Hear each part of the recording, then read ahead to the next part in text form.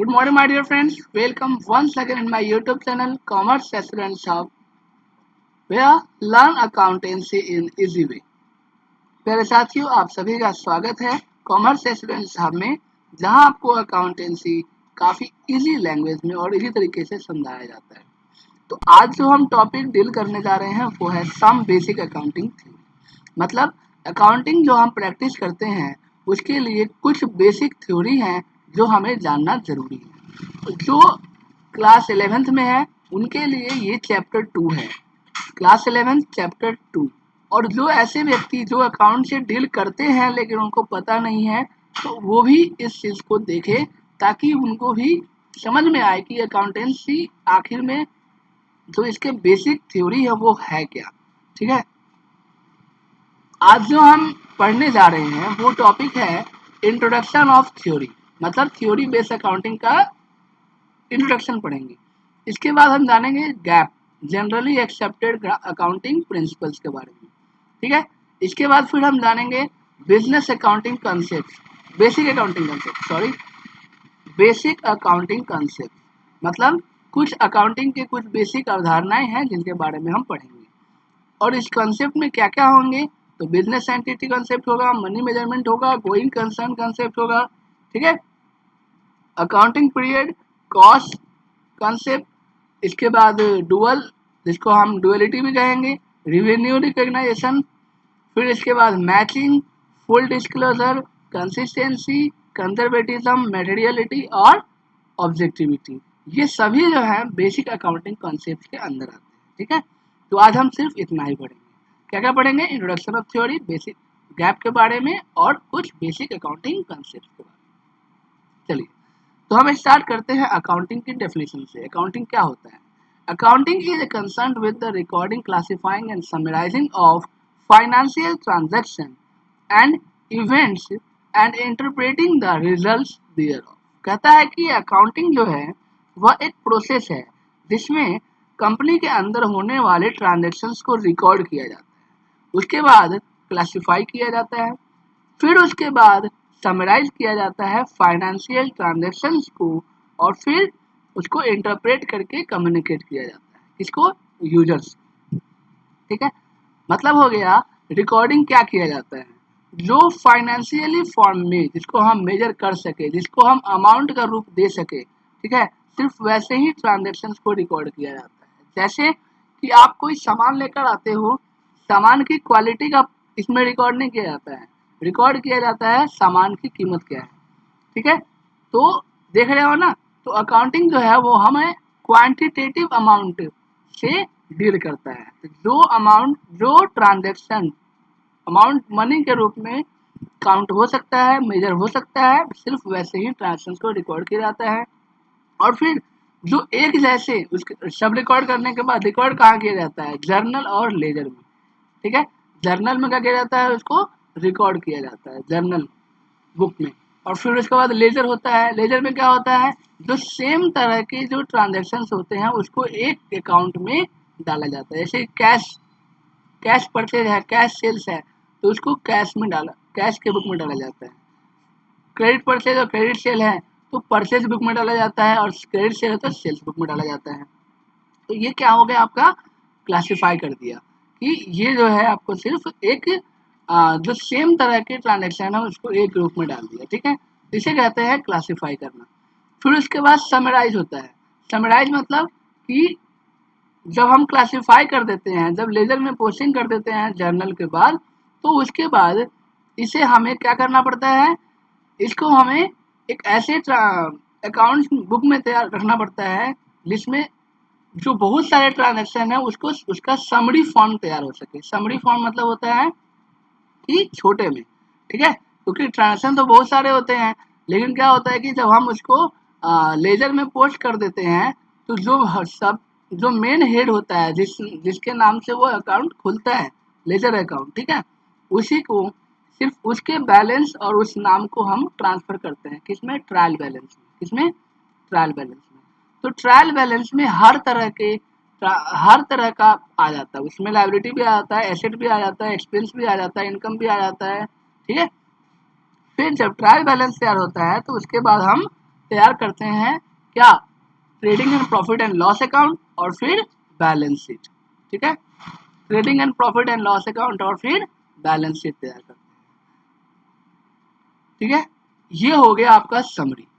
Balance sheet में बताया जाता है कि हमारे पास at the end of the year कितना एसेट है और कितना लायबिलिटीज है, जिसके बारे में हम आगे नेक्स्ट चैप्टर जब स्टडी करेंगे सबका अलग अलग, जर्नल का अलग पढ़ेंगे, रिजल्ट का अलग, लेजर का अलग पढ़ेंगे। ठीक है, और जो परचेज बुक है, सेल्स बुक है, इस सबका अलग अलग पढ़ना है हमें। ठीक है, तो फिर हम उसमें और अच्छे से समझ पाएंगे। ठीक है, तो अभी आपको क्लियर हो गया होगा क्या कि जो अकाउंटिंग है वो किस चीज से डील करता है। अकाउंटिंग जो है एक प्रोसेस है जिसमें रिकॉर्ड किया जाता है फाइनेंशियल ट्रांजैक्शंस को। ठीक है, और फिर कम्युनिकेट किया जाता है। इसका जो मेन पर्पस होता है वो क्या होता है कि जो फाइनेंशियल परफॉर्मेंस है फर्म का, उसके बारे में इंफॉर्मेशन देना, किसको, वेरियस यूजर्स को, ताकि वो अपने इस इंफॉर्मेशन के आधार पर डिसीजन ले सके, इंपॉर्टेंट डिसीजन ले सके। इसके बाद हम देखते हैं थ्योरी बेस ऑफ अकाउंटिंग, मतलब अकाउंटिंग के जो थ्योरी बेस है वो क्या है। तो अकाउंट थ्योरी बेस क्या मतलब, इसमें क्या होगा, कोई जैसे कि हम पढ़ते हैं लाइट क्या होता है, तो लाइट का कुछ डेफिनेशन होगा, तो वैसे ही अकाउंटिंग में, और वो डेफिनेशन भी काफ़ी सोच समझ के तैयार किया गया होगा। तो वैसे ही जो अकाउंटिंग प्रोसेस है उसके भी काफ़ी सारे सोच समझ के तैयार किया गया कुछ प्रिंसिपल्स हैं, कॉन्सेप्ट्स हैं, रूल्स और गाइडलाइंस हैं, जिसको काफ़ी सारा एक्सपेरिमेंट करने के बाद तैयार किया गया। और इसको इसीलिए तैयार किया गया ताकि मार्केट में यूनिफॉर्मिटी आ सके। यूनिफॉर्मिटी मतलब एक ही तरह का रूल गाइडलाइन जो है मार्केट में चलता रहे। ठीक है, और वो कंसिस्टेंस रहे। कंसिस्टेंस मतलब कि वो लगातार एक ऑनर जो है सो यूज में लाए। ठीक है, प्रोसेस में लाए। ठीक है, तो क्या कहता है कि theory base of accounting consists of principles, concepts, rules and guidelines। ठीक है, अब आप कहोगे कि ये रूल्स एंड गाइडलाइंस और ये प्रिंसिपल जो ये कॉन्सेप्ट्स है ये तैयार कौन करता है, तो हमारी कंट्री में the institute of chartered accountant of India, जिसको हम शॉर्ट में ICAI भी कहते हैं, ये एक रेगुलेटरी बॉडी होता है जो क्या करता है, हमारे कंट्री में अकाउंटिंग पॉलिसीज, अकाउंटिंग स्टैंडर्ड्स को इशू करता है, अकाउंटिंग पॉलिसीज तैयार करता है कंट्री में। और यही जो है इशू करता है क्या, अकाउंटिंग स्टैंडर्ड। अकाउंटिंग स्टैंडर्ड मतलब किस तरीके से अकाउंट को तैयार करना है। ठीक है, जिससे कि हर जगह क्या रहे, यूनिफॉर्मिटी रहे। क्या रहे, यूनिफॉर्मिटी रहे। क्यों रहना चाहिए यूनिफॉर्मिटी, क्यों एक ही तरह की पॉलिसीज होनी चाहिए, क्यों एक ही तरह से अकाउंट को तैयार करना चाहिए। क्योंकि जैसे मान लीजिए मैंने रिलायंस है और एक है जियो, दोनों तो एक ही ऑनर है, दोनों का ऑनर एक ही है। तो कभी इसे ऑनर को मन करेगा कि रिलायंस और जियो, इनके रिलायंस और जियो के, रिलायंस और जियो का जो अकाउंटिंग जो है उसको क्या करना है, कंपेयर करना है। तो इस केस में वो कैसे करेगा, इस केस में वो कैसे करेगा, उसके पास तो उसका इंफॉर्मेशन होगा नहीं, और इंफॉर्मेशन है भी तो वो क्या है, अलग अलग है ना। जो अकाउंटिंग तरीका है दोनों का अलग अलग है, तो इसमें क्या होगा कि वो अच्छे से कंपेयर नहीं कर पाए। ठीक है, और फिर जब कंपेयर नहीं कर पाएंगे तो अच्छा डिसीजन नहीं ले पाएंगे। और फिर सिर्फ उन्हें ही नहीं, बाकी जो यूजर्स हैं उन्हें भी दिक्कत होगा, है ना, क्योंकि अलग अलग तरह के अकाउंटिंग जो स्टैंडर्ड्स हैं, इस जो पॉलिसीज हैं उसके बारे में उनको जानकारी प्राप्त करना पड़ेगा। ठीक है, यहाँ एक चीज़ नहीं पढ़ा जाता है, वो बहुत सारे पढ़ेंगे, तो इससे क्या होगा कि वो अच्छा डिसीजन नहीं ले पाए। ठीक है, तो समझ में आया। तो हमारे कंट्री में कौन है जो अकाउंटिंग पॉलिसीज तैयार करता है, वो है ICAI। यह क्या है, गवर्नमेंट का रेगुलेटरी बॉडी है। क्या है, रेगुलेटरी बॉडी है जो क्या करता है, अकाउंटिंग पॉलिसीज तैयार करता है। ठीक है, देखिए certain rules or principles have been developed which are generally accepted by the accounting profession. These rules are called by different names such as principles, concepts, convention, postulates, assumptions और modifying principles. कह रहा है कुछ rules और सिद्धांत जो है वो डेवलप किए गए हैं, ठीक है, और इसे आम लोगों ने, इसे सभी लोगों ने एक्सेप्ट किया है, और इसी को हम कहते हैं, इसी रूल्स को हम कहते हैं क्या, principle, concept, convention, postulates, assumptions और मॉडिफाइंग प्रिंसिपल। ठीक है, ये सभी एक ही चीज है। तो क्या है, ये कुछ रूल्स हैं जो कि सभी लोग एक्सेप्ट किए हैं, इसी को कहा जाता है गैप। क्या कहा जाता है, gap, generally accepted accounting principle. Generally accepted accounting principle refers to the rules or guidelines adopted for recording and reporting of business transactions in order to bring uniformity in the preparation and the presentation of financial statement. क्या कह रहा है कि gap जो है, कहता है कि ये जो है एक जनरली एक्सेप्टेड अकाउंटिंग प्रिंसिपल्स, मतलब इसमें जितने भी रूल्स और गाइडलाइंस हैं वो सभी क्या है, वो सभी जो बड़े बड़े जो अकाउंटेंट्स लोग हैं, जो आईसीएआई है, जो बड़े बड़े कंपनी है या फिर जो नॉर्मल लोग भी हैं, उसे इसे उन सभी ने क्या किया है, इन प्रिंसिपल्स को, इन रूल्स और गाइडलाइंस को क्या किया है, अडॉप्ट किया है। किस चीज़ के लिए, रिकॉर्डिंग के लिए। क्या रिकॉर्डिंग करने के लिए, बिजनेस ट्रांजेक्शन। ठीक है, जिससे कि फाइनेंशियल स्टेटमेंट जो प्रेजेंट किया जाए तो उसमें यूनिफॉर्मिटी रहे। यूनिफॉर्मिटी मतलब एक तरह का रहे, समझ में आए। ठीक है,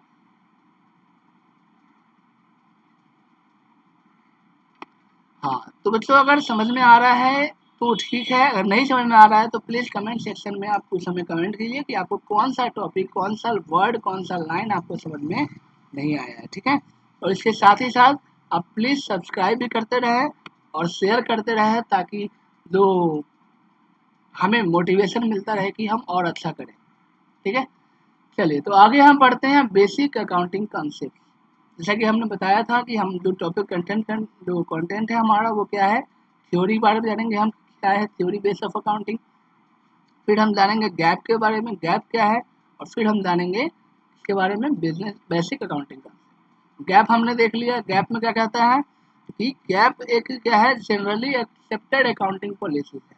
ठीक है, मतलब कि जो सभी के द्वारा जो तैयार किया, सभी के द्वारा जो एग्री किया गया है जिस पॉलिसी पर, जिस स्टैंडर्ड पे, उसी को हम गैप कहते हैं और फिर उसी को अडॉप्ट किया जाता है। ठीक है, चलिए तो बेसिक अकाउंटिंग कंसेप्ट क्या होता है, they are refer to as the fundamental ideas और basic assumptions underlying the theory and practice of financial accounting and are broad working rules for accounting activities and developed by the accounting profession।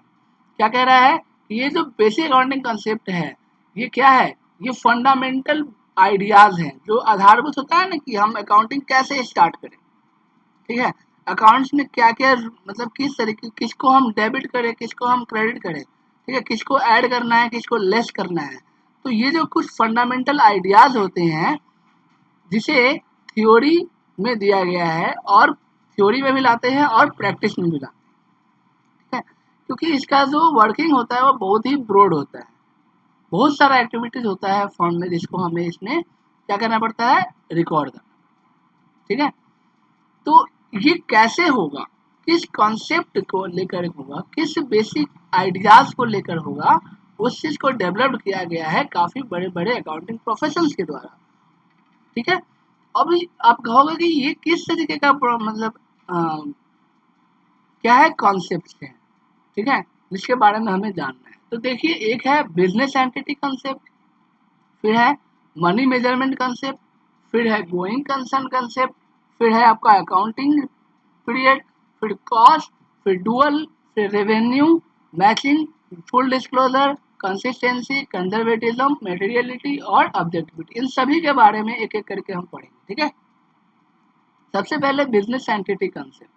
क्या है business entity concept? The concept of business entity assumes that business has a distinct and separate entity from its owner.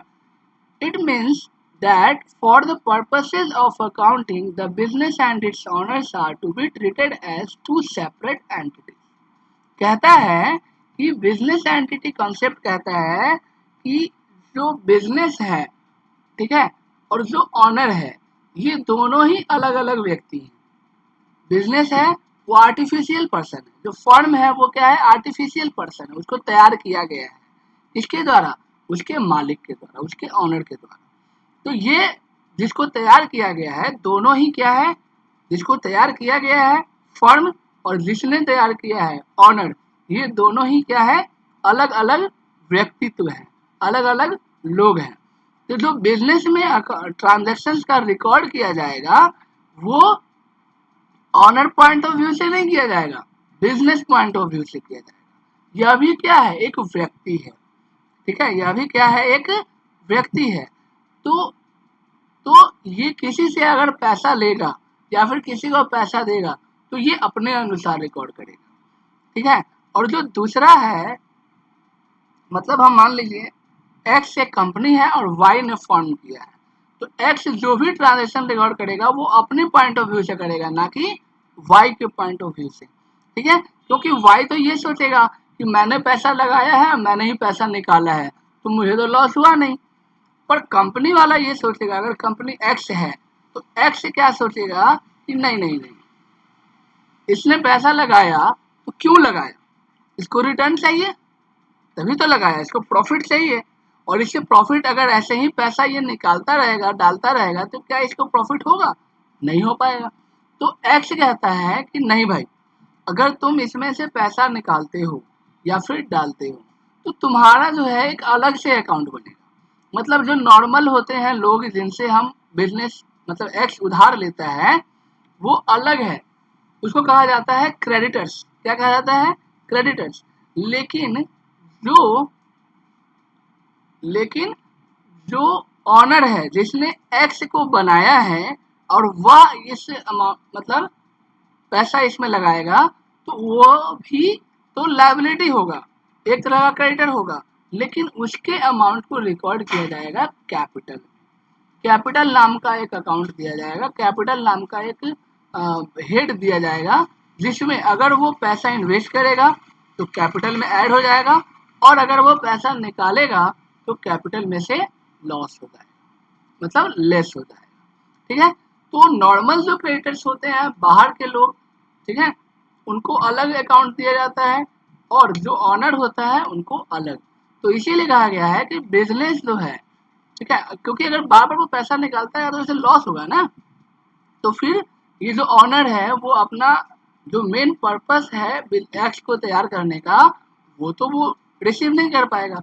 तो इसीलिए कहता है accounting क्या, कि business और honour जो है दोनों ही अलग अलग व्यक्ति हैं।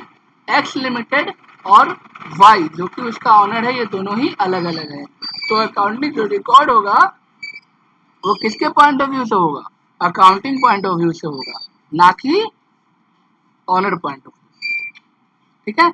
और ऑनर जो भी अमाउंट इसमें डालेगा, बिजनेस में इन्वेस्ट करेगा, उसे किस नाम से जाना जाएगा, कैपिटल नाम से जाना जाएगा। किस नाम से, कैपिटल नाम, ठीक है, कैपिटल नाम से जाना जाएगा।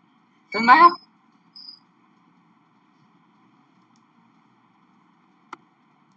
इसके बाद देखिए अगला आता है मनी मेजरमेंट कॉन्सेप्ट। क्या है, मनी मेजरमेंट, समझ में आ गया ना। तो अगला है मनी मेजरमेंट कॉन्सेप्ट। क्या होता है money measurement concept? The concepts of money measurement states that only those transactions and happenings in an organization which can be expressed in terms of money, such as sale of goods or payments of expenses or receipts of incomes, etc., are to be recorded in the books of account. तो money measurement concept नाम से ही clear है। Money मतलब पैसा, amount, measurement मतलब उसको माप सके, कॉन्सेप्ट मतलब अवधारणा, मतलब एक ऐसी ट्रांजेक्शन्स को ही इसमें रिकॉर्ड किया जाएगा जिसको हम मनी फॉर्म में मेजर कर सकते हैं। किस फॉर्म में, मनी फॉर्म में मेजर कर सकते हैं। समझ में आया, किसके फॉर्म में, मनी में, ठीक है। जैसे कि मान लीजिए हम कोई सामान खरीदते हैं या फिर परचेज करते हैं, ठीक है। तो इसमें हम जब सामान खरीदते हैं या परचेज करते हैं तो हम इसके लिए पेमेंट करते हैं ना। अगर खरीद रहे हो तो पैसा पे करते हैं, अमाउंट पे करते हैं, कितना अमाउंट पे करते हैं वो रिकॉर्ड किया जाता है। हमने सामान खरीदा, कितना खरीदा, कैसा खरीदा, इससे कोई मतलब नहीं, ठीक है। हमें रिकॉर्ड करना है कि हमने उस सामान के बदले में कितना पैसा पे किया है, ठीक है। जो हमने एक्सपेंस किया है, जैसे पंखा बनवाया, ऑफिस में एक्सपेंस करवाया, तो क्या चेंज हुआ, क्या मॉडिफाई हुआ, इससे हमें कोई मतलब नहीं है।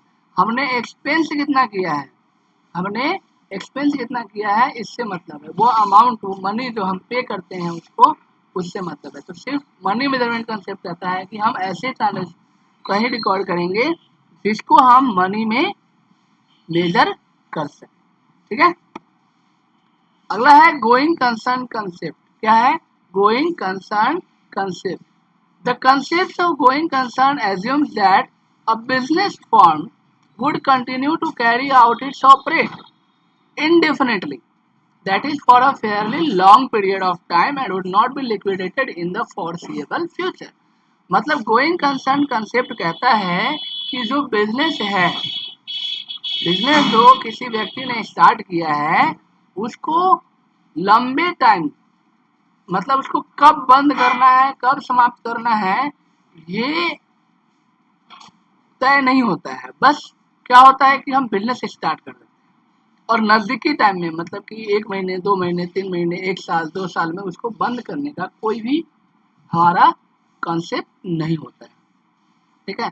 तो इसीलिए कहा जाता है, क्योंकि हमें बिजनेस को लंबे टाइम तक चलाना है तो क्या करना पड़ेगा, इसके लिए हमें कुछ चीज़ें हैं जो हमें रिकॉर्ड में रखना पड़ेगा। वो कुछ चीज़ें क्या है, तो वो है ट्रांजैक्शंस, एक्सपेंसेस, इनकम्स, ये सब रिकॉर्ड करना पड़ेगा।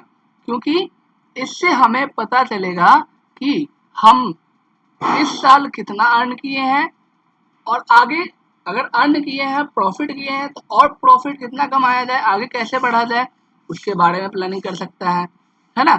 और अगर लॉस हुआ है मान लीजिए, तो क्या करेगा, लॉस हुआ है तो उसे प्रॉफिट में कैसे चेंज किया जाए, इस चीज के लिए वो कंपेयर करेगा। तो गोइंग कंसर्न कंसेप्ट, तो अकाउंटिंग कहता है अकाउंट में कि जो ट्रांजेक्शन रिकॉर्ड किए जाते हैं उसमें कंसिस्टेंसी होना चाहिए, मतलब कि उसको लगातार रिकॉर्ड करते रहना चाहिए। इससे क्या होगा कि वो आगे चलकर अपना कंपेयर कर पाए, ठीक है। तो इसमें साफ साफ समझ में आ गया कि अकाउंटिंग पॉइंट ऑफ व्यू से कहता है क्या, कि ये जो ट्रांजेक्शन्स रिकॉर्ड किए जा रहे हैं, या इसीलिए रिकॉर्ड किए जा रहे हैं क्योंकि जो हमारा बिजनेस है वो नज़दीकी, ठीक है, नज़दीक डेट में क्लोज नहीं होने वाला है, मतलब इनडिफिनिटली, ठीक है। मतलब कब बंद होगा ऐसा कोई हिसाब नहीं, ठीक है। तो इसीलिए कहा गया है क्या, कि अकाउंटिंग पीरियड कंसेप्ट। अब क्योंकि कब बंद होगा, मान लीजिए 10 साल बाद, 20 साल बाद बंद होता है, तो हमें तो ये पता नहीं ना है कि कब बंद होगा। अगर मान लीजिए हमारा बिजनेस अच्छा अर्न कर रहा है, अगर मान लीजिए, तो 1 साल के बाद फिर हम अगले साल में मूव करेंगे, फिर अगले साल भी रन कर रहा है अच्छा, तो उससे अगले साल पर मूव करेंगे, ठीक है। तो इससे क्या हो रहा है, इसका मतलब क्या हुआ, यही कि बिजनेस कब बंद होने वाला है नजदीकी टाइम पीरियड में, इसका हमें पता नहीं। और जब हमें पता नहीं है तो हमें क्या करना है, ट्रांजेक्शन को रिकॉर्ड करना है। और रिकॉर्ड क्यों करना है, ताकि हम आगे कंपेयर कर सके कि हाँ हमारा परफॉर्मेंस कैसा रहा। तो इसी चीज को देखते हुए क्या किया गया है, ये जो अकाउंटिंग पीरियड कॉन्सेप्ट का अवधारणा लाया गया है। इसका अकाउंटिंग पीरियड कॉन्सेप्ट ये क्या कहता है कि हमें तो पता है कि ये बिजनेस जो है सो लंबे टाइम तक चलने वाला है, तो क्योंकि कंपेयर करना है मुझे अगर हर साल, तो इसके लिए हमें क्या करना है कि हर साल एक हमारे को एक पीरियड तैयार करना है, ठीक है, कि हम कब इसका फाइनेंशियल स्टेटमेंट तैयार करेंगे। फाइनल स्टेटमेंट, फाइनल स्टेटमेंट होता है ट्रायल एंड बैलेंस, मतलब profit trade and profit and loss account और बैलेंस शीट। तो कब हम फाइनल बैलेंस शीट तैयार करेंगे, ठीक है। जिससे कि हम अगले साल में जब हम मूव करेंगे तो हम उसका प्रॉफिट एंड लॉस पता कर सकें। ठीक है, तो देखिए क्या कहता है, accounting period refers to the span of time at the end of which the financial statement of an enterprise are prepared to know whether it has earned profit or incurred loss during that period and what exactly is the position of its asset and liabilities at the end of that period। कह रहा है कि accounting period कहता है कि हम क्या करते हैं कि हम हमारा बिजनेस जो है सो लंबे टाइम में चलने वाला है, तो हम क्या करते हैं एक लिमिट टाइम बना लेते हैं कि उस लिमिट टाइम हम जो अकाउंटिंग ट्रांजेक्शन जो रिकॉर्ड करेंगे वो इतने दिन से इतने दिन तक का ही रिकॉर्ड करेंगे और फिर उसके बाद हम फाइनल बैलेंस शीट तैयार करेंगे। ठीक है, ताकि हम आगे मूव करना है तो हमें पता चल सके कि हमें प्रॉफिट हुआ है या लॉस हुआ है, हम इस अंधेरे में ना रहें कि हमें सिर्फ और सिर्फ प्रॉफिट हुए जा रहा है। ठीक है, तो हमें क्या करना है, इस पूरे पीरियड को एक लिमिट पीरियड में से कन्वर्ट करना है। ठीक है, जिसको हम अकाउंटिंग पीरियड करते हैं। जनरली अकाउंट जो बिजनेस होता है, ठीक है, वो हर 6 महीने पे भी बनाता है, फाइनल बैलेंस शीट हर 4 महीने पे भी बनाता है, क्वार्टरली भी बनाता है, एनुअली भी बनाता है और सेमी एनुअली बनाता है। ठीक है, तो बैलेंस शीट तैयार करना है, कब करना है ये डिसाइड किया जाता है इसमें accounting period. The financial statements are therefore prepared at the regular interval normally after a period of 1 year. Normally जो है सो हर एक साल पर क्या किया जाता है, फाइनेंशियल स्टेटमेंट तैयार किया जाता है। बताया जिसमें क्या क्या होता है, trading and profit and loss account और बैलेंस शीट होता है। ठीक है, देखो जिससे क्या हो सके, जो फाइनेंशियल इंफॉर्मेशन है वो यूजर तक पहुंच सके और इस इंटरवल टाइम को कहा जाता है अकाउंटिंग पीरियड। जैसे 1 जनवरी से 31 दिसंबर और 1 अप्रैल से 31 मार्च। जो हमारा फाइनेंशियल कैलेंडर होता है वो क्या होता है, 1 अप्रैल से 31 मार्च। ठीक है, अब आता है कॉस्ट कंसेप्ट। क्या है कॉस्ट कंसेप्ट? कॉस्ट कंसेप्ट क्या कहता है? The cost concept requires that all assets are recorded in the books of accounts at their purchase price. At their purchase price मतलब जितना भी हम एसेट्स तैयार खरीदते हैं उसको रिकॉर्ड हम करेंगे किस प्राइस पर, परचेज प्राइस पे, ना कि मार्केट प्राइस पे। क्योंकि एमआरपी तो लिखा होता है, मान लीजिए 177 का एमआरपी है पर हमने खरीदा है 150 में, तो हमें रिकॉर्ड 177 का नहीं करना है, हमें रिकॉर्ड करना है इसका 150 मतलब 150, which includes cost of acquisition, transportation, installation and making the assets ready to use। जिसमें क्या क्या इंक्लूड होता है, कॉस्ट ऑफ एक्वाइजेशन, ठीक है, उसके बाद ट्रांसपोर्टेशन मतलब यहाँ से वहां तक जाने में और वहां से लाने में जो खर्चा हुआ। इंस्टॉलेशन जैसे मशीन लेकर आते हैं तो मशीन का कितना दाम हुआ, ठीक है, वो हो गया cost of acquisition. Transportation machine को वहां से दुकान से लाने में घर तक ऑफिस तक उसका ट्रांसपोर्टेशन चार्ज। अब घर ऑफिस में लाया तो उसको इंस्टॉल भी करना पड़ेगा, और वो जो इंस्टॉल करेगा उसका चार्ज अलग चलेगा। ठीक है, और फिर उसको बनाएगा किस चीज के लिए, यूज करने के लायक। तो इन सभी प्राइसेस को हम क्या करते हैं, ऐड करते हैं इसमें परचेज प्राइस। ठीक है, जैसे कि मान लीजिए किसी का कॉस्ट है 20 रुपये, ठीक है, कोई सामान लिया हमने वो है 20 रुपये। अब इसको लाने में जो हमारे को खर्चा हुआ है वो कितना हुआ है, मान लीजिए 20 रुपये। और कोई सामान लेके आ रहे हैं, ठीक है, उसका रियल कॉस्ट है कितना, कॉस्ट जो है उसका 20 रुपये है, क्योंकि हमने जिस अमाउंट से खरीदा है हमें वही रिकॉर्ड करना है। ठीक है, फिर इसके बाद लाने में आया 20 रुपया। अब जब वो आया आदमी तो इंस्टॉल भी करना है, अब इंस्टॉल किया तो उसका भी लिया उसने 10 रुपया मान लीजिए। ठीक है, फिर इसके बाद उसको यूज करने लायक बना दिया तो फिर उसने फिर ले लिया 10 रुपया। इन सबको रिकॉर्ड ऐड कर देंगे, इन सबको रिकॉर्ड करेंगे, ऐड करेंगे। तो 20 20 40 और 20 60 रुपया, कितना हुआ 60 रुपया।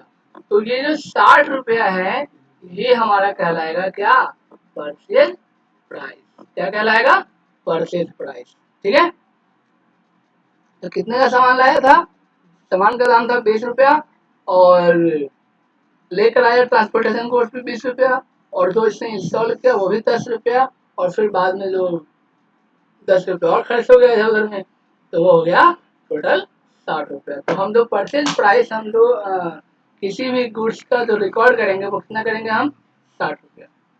ठीक है, the concept of cost is historical in nature as it is something which has been paid on the date of acquisition and does not change year after year।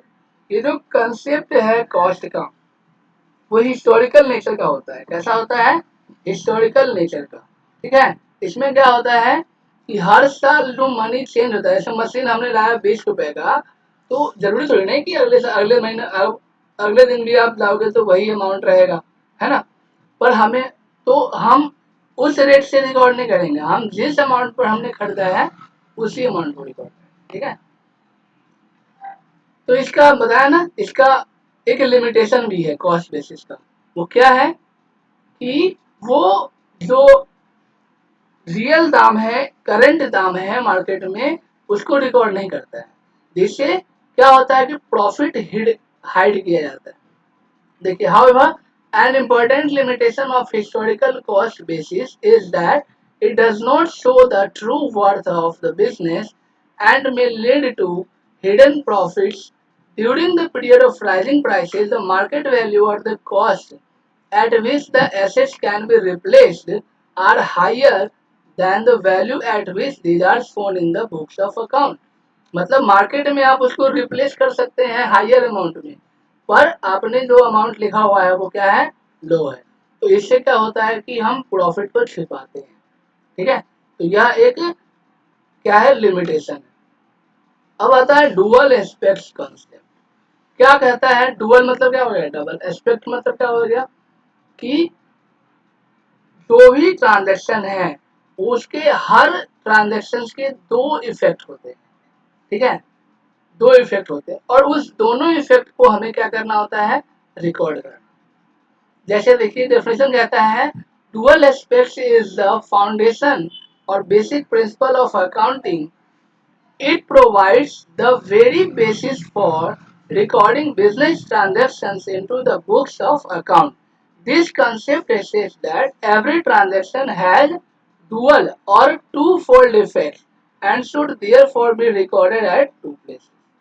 ठीक है, मतलब हर ट्रांजैक्शन के दो साइड का इफेक्ट होता है, और वो दोनों ही हमें रिकॉर्ड करना होता है। ठीक है, duality principle is commonly expressed in terms of fundamental accounting equation which is as follows: asset is equal to liability plus capital। तो इसमें डुअलिटी प्रिंसिपल में फंडामेंटल अकाउंटिंग इक्वेशन में जो इसको एक्सप्लेन किया गया है वो इक्वेशन के रूप में दिया गया है। क्या कहा गया है, एसेट जो है हमेशा इक्वल होता है किसके, लायबिलिटीज और कैपिटल। ठीक है, इन दोनों का ऐड करेंगे तो कितना अमाउंट आएगा, एसेट्स जितना है उतना अमाउंट आएगा। ठीक है, तो कोई भी चेंजिंग होगा, अगर हम एक ही रिकॉर्ड करते हैं, ट्रांजेक्शन का सिर्फ एक ही साइड रिकॉर्ड करते हैं, तो इनमें क्या होगा, कभी भी इक्वालिटी नहीं आएगा। ठीक है, तो इसीलिए कहा गया है कि हर ट्रांजैक्शन के कितने साइड इफेक्ट होते हैं, दो। ठीक है, in other words the equation says that the business of a assets of a business are equal to the claim of owners and the outside। Claim मतलब क्या होता है, क्लेम मतलब होता है कि जो ऑनर है वो भी क्लेम मतलब क्या कहेगा कि हमने इतना पैसा लगाया, मुझे इतना पैसा चाहिए, क्लेम करता है ना। आउटसाइडर है वो भी क्लेम करेगा अपने एसेट्स के ऊपर। ठीक है, तो यही कहता है कि एसेट्स जो है हमारा वो बराबर होता है किसके, लायबिलिटीज और कैपिटल के। तो समझ में आया डुअल एस्पेक्ट कॉन्सेप्ट क्या है, डुअल एस्पेक्ट कॉन्सेप्ट है जिसमें हर ट्रांजैक्शन के दो साइड होते हैं और उन सभी को रिकॉर्ड किया जाता है। ठीक है, यही है डुअल कंसेप्ट। अब है रिवेन्यू रिकॉग्निशन कंसेप्ट। रिकॉग्निशन मतलब होता है पहचानना, और रेवेन्यू मतलब होता है पैसे का आना, ठीक है। और कंसेप्ट मतलब अवधारणा। तो हमें पैसा आ रहा है, इसको पहचानना है, ठीक है। पैसा आ रहा है, इसको पहचानना है, इसी चीज का ये कॉन्सेप्ट है। तो the concept of revenue recognisation requires that the revenue of a business transaction should be included in the accounting records only when it is realized. मतलब कि पैसा आ रहा है, इसको रिकॉर्ड तभी करना है जब यह रियलाइज हो जाएगा, मतलब एक फाइनल डील हो जाएगा। फाइनल डील का मतलब है कि एक जो परचेजर है हमारा, वो परचेज करने के लिए तैयार हो जाएगा, ठीक है, बिल बना लेगा। उसके बाद हम सोचेंगे कि हाँ अब हमारे पास ये पैसा आएगा, ठीक है। Revenue is the gross inflow of cash. Inflow मतलब कैश का आना, ठीक है। तो रेवेन्यू क्या है, वो इनफ्लो ऑफ कैश है, मतलब पैसे का आना। जब हम सामान बेचते हैं तो सामान बेचने के क्रम में क्या होता है, पैसा हमें मिलता है, ठीक है। कोई भी हम पैसा इन्वेस्ट कर रहे हैं तो फिर उसके बाद हमें जब वापस इंटरेस्ट आ रहा है तो जो इंटरेस्ट आना वो भी क्या है, कैश इनफ्लो है। तो रेवेन्यू सिर्फ ये है कैश का आना। इससे हम यह पता नहीं लगा सकते कि इनकम हो रहा है कि लॉस हो रहा है। अगर हमें पता लगाना है कि इनकम हो रहा है या लॉस हो रहा है तो इसके लिए क्या करना पड़ेगा, इसके लिए करना पड़ेगा रेवेन्यू। जैसे होता है ना सीपी का फॉर्म, प्रॉफिट फॉर्मूला क्या होता है, प्रॉफिट का फॉर्मूला होता है एसपी माइनस सीपी। तो यहाँ पर वही चीज है, इनकम का फॉर्मूला हो जाएगा रेवेन्यू माइनस सीपी एक्सपेंस, ठीक है। मतलब आपने कितना खर्च किया, खर्च किया उससे ज्यादा पैसा आपको मिला है या फिर कम मिला है, इसी को कहते हैं इनकम। पर हमें यहाँ पर सिर्फ यह देखना है कि रेवेन्यू हमें कितना पैसा मिला है, ठीक है। यहाँ पर इनकम हमें कैलकुलेट नहीं करना है, ठीक है। तो कह रहा है कि इसको हमें अगर पहचानना है तो हम दो तरीके से, the sale of goods and services by enterprise, क्योंकि जब हम कोई कंपनी है सामान बेचेगा सर्विस बेचेगा तभी उसको पैसा मिलेगा, तो इस क्रम में उसको पैसा मिला तो यह है revenue. Use by others of the enterprise resources yielding interest royalties and dividends, मतलब किसी दूसरे के द्वारा, ठीक है, किसी दूसरे के द्वारा क्या किया गया है, पैसा रिसोर्सेज जो है सो लिया गया है, ठीक है। और इसमें इंटरेस्ट दे रहा है या फिर रॉयल्टीज है या फिर डिविडेंड्स है, ये भी क्या है हमारे रेवेन्यू है। बस आ रहा है ना, इंटरेस्ट आ रहा है, रॉयल्टीज आ रहा है, डिविडेंड्स आ रहा है, ये सब क्या है हमारा रेवेन्यू, ठीक है। Revenue is assume to be realised when a legal right to receive it arises, मतलब कि जब हमारे पास लीगल राइट हो जाता है कि हमें ये पैसा अब मिलना है, तभी हम कहते हैं वो हमारा रेवेन्यू, ठीक है। पैसा अब कब मिलेगा, बिल तो हो गया, ऐसा मशीन खरीदा, मशीन खरीद कर ले गया, ठीक है। अब मान लीजिए क्रेडिट सेल है, वो क्या है, क्रेडिट सेल, मतलब उधार में बेचा है, तो वो पैसा तो मिलेगा ना, बेच दिया वो पैसा तो मिलेगा, तो उसको उस समय रिकॉर्ड किया जाता है जिस समय फाइनल डील हो जाता है। ये नहीं कि जब पैसा मिलेगा तब रिकॉर्ड होगा, ठीक है। रिकॉर्ड कब होगा, जब वो डील हो जाएगा, ठीक है। इसके बाद है मैचिंग कंसेप्ट। क्या होता है मैचिंग कंसेप्ट, मतलब to process of ascertaining the amount of profit earned or less incurred during a particular period involves deduction of related expenses from the revenue earned during that period, ठीक है।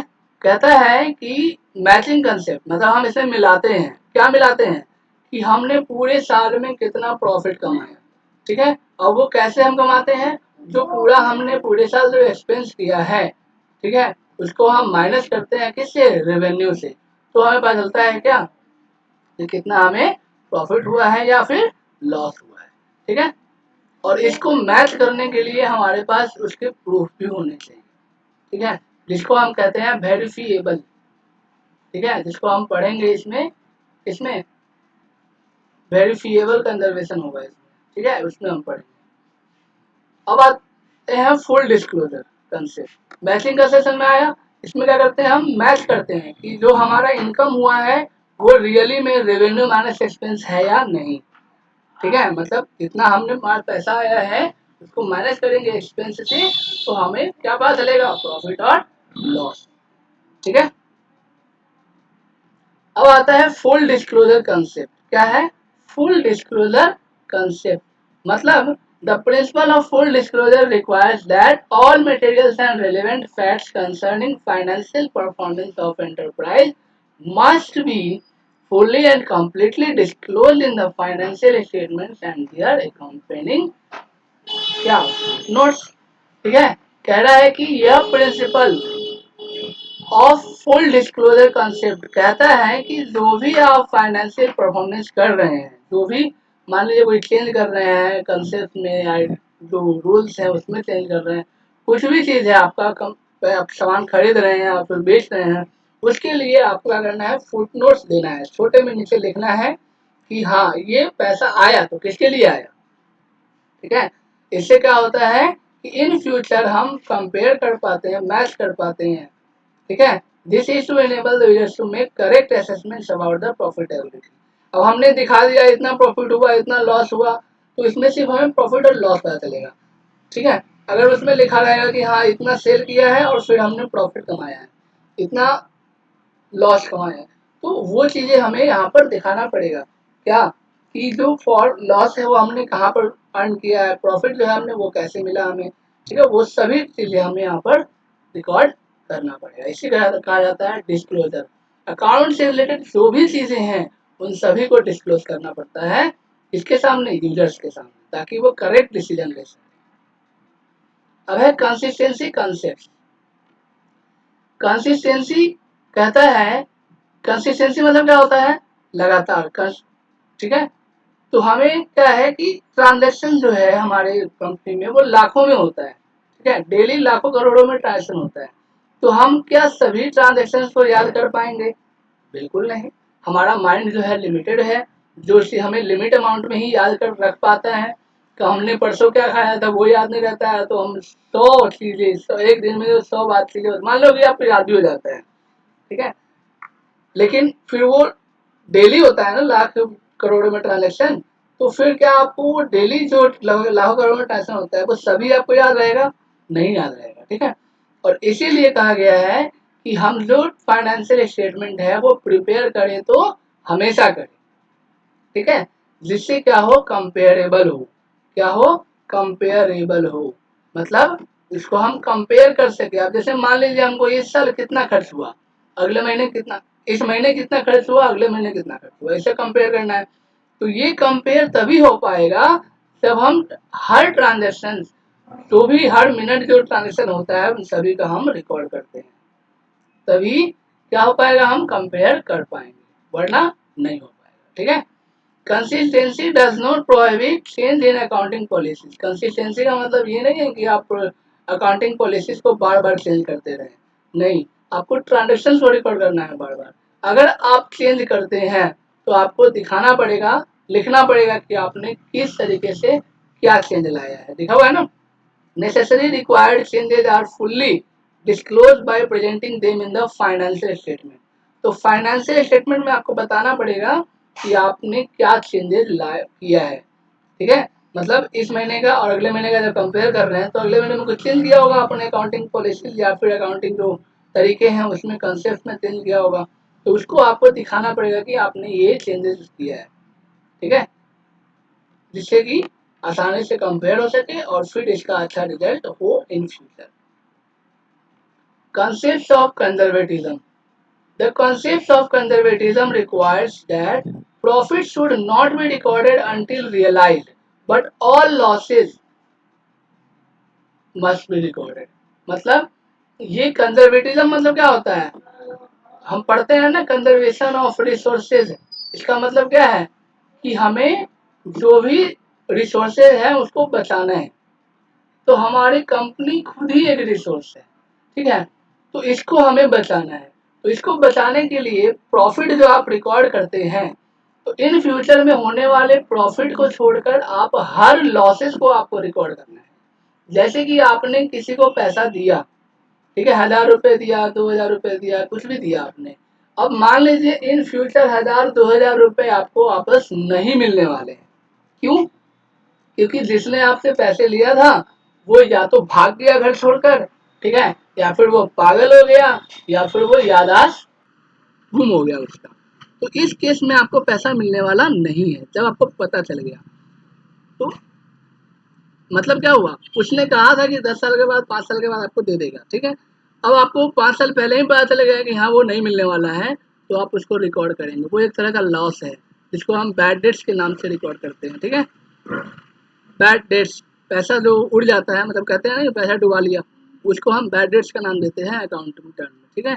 तो ये जो है हम क्या करेंगे, रिकॉर्ड करेंगे। तो इन फ्यूचर जितने लॉसेज होने वाले हैं उसको हम रिकॉर्ड करेंगे, चाहे हम प्रॉफिट को रिकॉर्ड करें या ना, क्योंकि प्रॉफिट का कोई भरोसा नहीं है। मान लीजिए आप रिकॉर्ड कर लेंगे और अगली बार नहीं होगा प्रॉफिट, तो फिर इस केस में क्या होगा, आपको लॉस होगा, ठीक है। तो इसीलिए प्रॉफिट आप रिकॉर्ड करो चाहे नहीं करो, लेकिन लॉसेस को आपको रिकॉर्ड करना है, ठीक है। तो यही है कंसेप्ट ऑफ कंजर्वेटिज्म। इसके बाद है मटेरियलिटी कंसेप्ट। मटेरियलिटी कंसेप्ट कहता है कि आपको हर तरह का अजुल फजुल जो भी फालतू ट्रांजेक्शन्स का रिकॉर्ड नहीं करना है।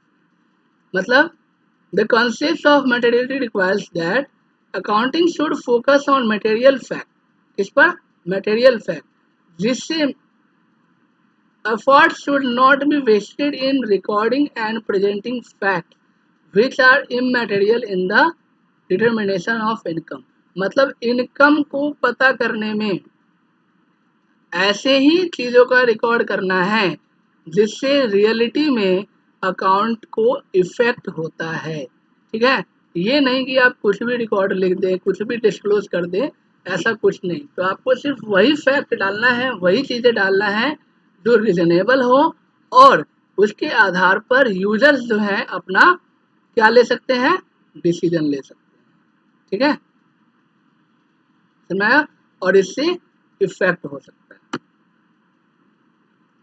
जैसे money spent on creation of additional capacity of theatre would be a material fact. मतलब मनी आपने एक्सपेंस खर्च किया किसके ऊपर, थिएटर में लोगों के बैठने का सीट बढ़ाने के ऊपर। तो लोगों के बैठने का जो सीट आपने बढ़ाया, इसका मतलब क्या है, इन फ्यूचर आप अपनी अर्निंग कैपेसिटी बढ़ा रहे हो। तो अर्निंग कैपेसिटी बढ़ा रहे हो इसका मतलब क्या है कि प्रॉफिट आपको मिलेगा। तो वो प्रॉफिट, वो जो चीज़ें हैं वो आपको यहाँ पर दिखाना, ठीक है। उसी तरीके से डेप्रिसिएशन जो कैलकुलेट करते हो, क्या होता है डेप्रिसिएशन, हर साल मशीन का जो है सो पैसा जो है सो कम होता जाता है, डिक्लाइन होता है, ठीक है, डिक्रीज होता है। तो जितने अमाउंट से वो डिक्रीज होता है उस अमाउंट को हम कहते हैं डेप्रिसिएशन, हर साल। तो डेप्रिसिएशन निकालने का भी अलग अलग मेथड है। तो आप कौन सा मेथड यूज कर रहे हो, ठीक है, और अगले साल अगर आप चेंज कर रहे हो तो आपको वो बताना पड़ेगा, क्योंकि इससे क्या होता है, मेथड चेंज करने से आपका अकाउंटिंग पे इफेक्ट पड़ता है, ठीक है। अब आते हैं ऑब्जेक्टिविटी कॉन्सेप्ट पे। किस पे, objectivity concept. The concept of objectivity requires that accounting transactions should be recorded in an objective manner, free from the bias of accountants and others, ठीक है। तो प्यारे बच्चों, आपने पिछला जो भी आपने पढ़ा है, अगर उसमें अभी तक कोई दिक्कत है तो आप प्लीज़ हमें कमेंट करें, ठीक है, ताकि हम उसको और अच्छे से आपको डिस्क्राइब एक्सप्लेन कर सकें, ठीक है। क्योंकि हमारे पास 12 कॉन्सेप्ट्स हैं, तो 12 कॉन्सेप्ट को समझाने में थोड़ा टाइम लगता है, तो इसीलिए जो है थोड़ा लंबा चला गया है। तो प्लीज़ आप इस वीडियो को पूरा देखिए, ठीक है।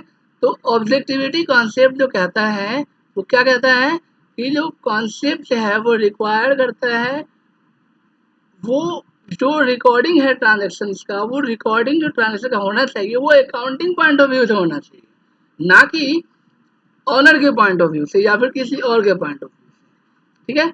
और इसमें किसी भी तरीके का पक्षपात नहीं होना चाहिए। मतलब ऑनर छुपाना चाह रहा है कुछ, ठीक है, तो वो नहीं होना चाहिए। अकाउंटेंट कुछ छुपाना चाह रहा है तो वो चीज़ें इसमें नहीं होना चाहिए। उसमें ऑब्जेक्टिविटी मतलब एक पर्पस होना चाहिए, ठीक है, ठीक है। तो हमारा पर्पस होता ही है कि हम क्या करें, प्रॉफिट अर्न करना है। तो प्रॉफिट अर्न करने के लिए हम कुछ में करते हैं, तो यहाँ पर क्या कर रहा है, free from the bias of accountants और others, this can be possible when each of the transaction is supported by verifiable documents. बताया ना अभी आपको कि ये चीजें, ठीक है, जो अभी आप रिकॉर्ड कर रहे हैं ट्रांजेक्शन का, उसके साथ वो क्या हो, पर्सनल बायस पे नहीं हो, व्यक्तिगत सोच के आधार पर नहीं होना चाहिए, वो अकाउंटिंग के आधार पर होना चाहिए, अकाउंटिंग जो पॉलिसीज है, रूल्स हैं, उसके आधार पर होना चाहिए। और ये पॉसिबल तभी है जब आप उसके साथ क्या लगाते हैं, सपोर्टेबल वेरिफिएबल डॉक्यूमेंट्स या फिर वाउचर्स लगाते हैं।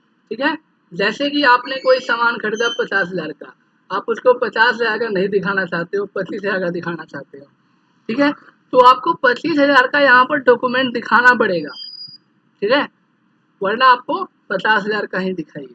ठीक है, आपको वहाँ पर वाउचर दिखाना पड़ेगा, कुछ डॉक्यूमेंट आपके पास होना चाहिए जिससे यह पता चल सके कि ये जो ट्रांजैक्शन है, वो जो रिकॉर्ड किया गया है, वो किसी पर्सनल व्यक्तिगत आधार पर नहीं, जबकि वो अकाउंटिंग के आधार पर किया गया, अकाउंटिंग कंसेप्ट के आधार पर किया गया। ठीक है, तो चलिए, ये था हमारा टॉपिक। आज का वीडियो यहीं पे समाप्त होता है, और अगली वीडियो में हम पढ़ेंगे सिस्टम्स ऑफ अकाउंटिंग, मतलब अकाउंटिंग के कुछ सिस्टम्स हैं, तंत्र हैं, जिसके बारे में स्टडी करना है। बेसिस ऑफ अकाउंटिंग, अकाउंटिंग किस पर बेसिस करता है, बेसिस पढ़ना है हमें। फिर अकाउंटिंग स्टैंडर्ड्स, छोटा छोटा टॉपिक है, कोई ज़्यादा बड़ा नहीं है, तो हम इसे नेक्स्ट वीडियो में पढ़ेंगे। आज के लिए बस इतना ही। तो प्लीज़ अगर आपको अच्छा लगा हो तो प्लीज़ सब्सक्राइब ज़रूर करें, और साथ के साथ लाइक भी करें, और फिर कमेंट करें कि आपको कैसा लगा है, और कोई भी दिक्कत है, प्रॉब्लम है, तो प्लीज़ आप हमें बताएं। ठीक है, thank you, have a nice day. घर में रहें, सुरक्षित रहें, कोरोना से बचें।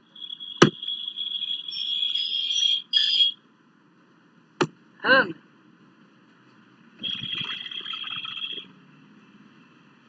आखिरी वाला काम बताया, आखिरी वाला अगले वीडियो में बताएंगे ना, अगले वीडियो में बताएंगे ना, ये ऐसा बताए नहीं है?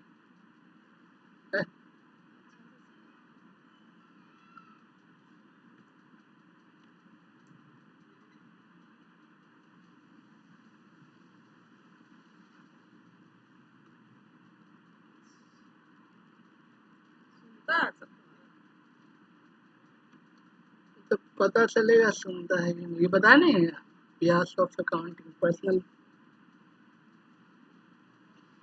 पर्सनल व्यक्तिगत आधार पे नहीं होना चाहिए, यही तो लास्ट वीडियो है, कौन सा